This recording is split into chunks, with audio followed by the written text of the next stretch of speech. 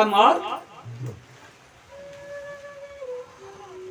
अब उत्तानपाद राजा हमेशा उनकी पटरानी कौन थी? सुरुचि। और सुनीता से उनका कोई ज्यादा संबंध नहीं था। पुत्र था परंतु स्त्री से ज्यादा संबंध नहीं। परंतु एक दिन क्या हुआ, जैसे राजा उत्तानपाद बैठे हुए थे तो बच्चे में भेद नहीं होता है, इसलिए कहते हैं बच्चे को जो अपना ले उसे किसी से द्वेष नहीं होता है, उसके लिए तो सब भले ही हैं। वो क्या जानता है मेरे माता पिता इससे नहीं बोलते, मैं इससे नहीं बोलूंगा, वो तो जाकर के उसके गोद में भी बैठ जाता है। बच्चा अबोध जिसको कहते हैं बाल, बाल में भगवान और अबोध भी होता है। बच्चा ठहरा, उसे क्या पता ध्रुव को कि मेरे पिताजी मेरी माँ से जो है पटरानी नहीं मानते। वो गया और उत्तानपाद के सामने पे गया और उत्तम उन्होंने गोद में रखा था और उन्होंने भी सोचा कि पिताजी मुझे भी गोद में रखेंगे। अब ध्रुव वहां पे खड़ा रह गया। जब खड़ा रह गया तो बालो से वतमाना श्रेतदर्भाज संविता नोना वेद भवान्यस्या दुर्लभिता मनोरथ। जैसे ही वहां पे गया काफी देर खड़ा रह गया। राजा उत्तानपाद ने बच्चे को गोद में नहीं रखा। बच्चा देखता रहा, एक भाई गोद में और दूसरे को नहीं उठाया तो बच्चे के मन में तो कुंठा हो ही जाती है, कोई भी हो। अब तभी सुरुचि आ गई। सुरुचि ने कहा अरे ध्रुव वहां पर क्यों खड़ा है? राजा की गोद में तो वही बैठेगा जिसने मेरे गर्भ से जन्म लिया है, तूने थोड़ी लिया मेरे गर्भ से जन्म। यदि मेरे गर्भ से जन्म लेना है तो तभी तू राजा के गोद में बैठ सकता। और जन्म कब लेगा भाई? ऐसा तो जीवित जन्म तो ले नहीं सकता। कितनी बड़ी बात कह दी सुरुचि ने, बिना सोचे विचारे, और एक बच्चे को ऐसी बात कहते।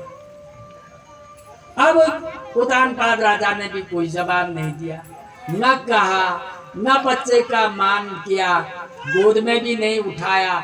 और ध्रुव जो है अपमान होकर के वहां पर से वापस चले गए। जब वापस गया सिसकते हुए, रोते हुए, आंखों में आंसू आ गए।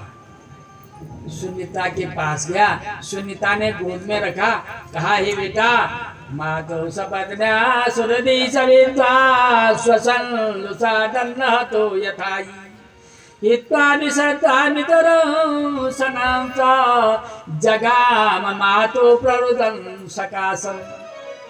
माता के पास गया और सुनीता ने बच्चे को गोद में रखा, आंसू पूछे, कहा बेटा क्यों रुदन कर रहा है, क्या कारण है? और ये नहीं समझा, सोचा होगा कि किसी ने, पता नहीं बच्चे को किसने रुला दिया। कहा बेटा शांत रह जा, कोई बात नहीं, किसी ने तेरा अपमान किया होगा, कोई बात नहीं। माँ ने समझाया बच्चे को, चले। माँ उधर गई सुनीता, और गांव में तो होता ही है, नगर में होता है, गांव में होता है, पड़ोस में होता है। तभी किसी पड़ोसी ने कह दिया ये सुनीता आज बहुत बड़ा गलत हुआ भाई। उसने कहा क्या गलत हुआ? अरे भाई आपका बच्चा आया था और राजा ने तो उसको गोद में रखा नहीं, और सुरुचि ने ऐसी बात कही जो कि कहने लायक नहीं थी। जिसको कहते ना वचन जो है बाण के समान है, इसलिए वाणी को कंट्रोल से ही कहना चाहे जो वो बाण न लगे। भाई कपड़ा फटता है, टल्ला लग जाता है, कोई बात नहीं, हाथ पांव फ्रैक्चर होते हैं, वो जुड़ जाते हैं। तब बाण रूपी, वाणी रूपी जो है ना, वो वचन जो है सोच विचार के ही कहना चाहिए। ये धर्म मर्यादा है, ये मार्ग है। कहा कि सुरुचि ने ऐसी बात कही कि कहा कि मेरे गर्भ से जो जन्म लेगा वही राजा के गोद में बैठेगा। अरे वो तो 5 वर्ष का बच्चा है भाई, क्या वो सुरुचि के घर में जन्म गई? सुनीता को बड़ा कष्ट हुआ। अब सुनीता ने ये बात सुनी और वहां से घर में आई।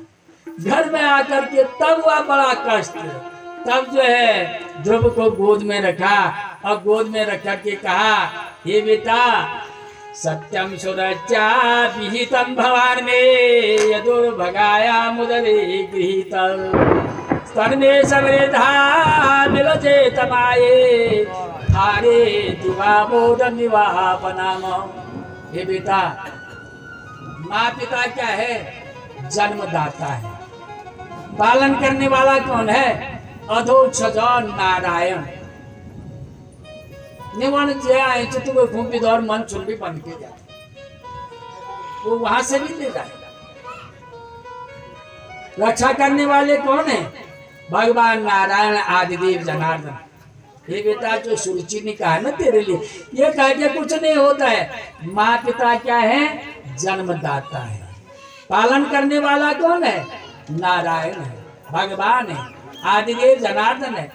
पालन तो उन्होंने करना है। पालन माँ पिता के हाथ पे नहीं होता, रक्षा करनी माँ पिता के हाथ पे होता, कदापि नहीं। माँ पिता तो जन्मदाता है बेटा, पालन करने वाला वही नारायण अधोक्षज है।